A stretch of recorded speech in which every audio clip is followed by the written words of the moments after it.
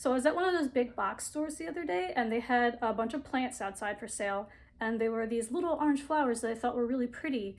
But they were in a planter with a bunch of other plants that I wasn't really interested in. So I thought, hey, why don't I just grow these myself? So I looked at the little tag on the plant and it said they were petunias. So I went online and I bought some orange petunia seeds. I bought a couple other seeds as well. And then when they all came in, I wanted to germinate them. So I put them in a little plastic container and I put a wet paper towel on the bottom of it and then put the seeds in, covered it with plastic wrap, and then put it on the windowsill. It's been a few days, so let's go check out my plants. All right, here are my plants. Here are the petunias that I was talking about. They're doing super well. Look at how awesome they look. Look like little tadpoles. I'm really excited to see what these are gonna turn into.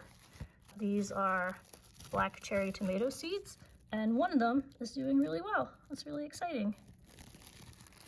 And these are supposed to be night sky petunias, which are a rare species of petunia that a lot of people say when they get them online in the review section that they weren't night sky, they were just other colors, but that's okay. I don't care what color they turn out to be. I just want to grow some life.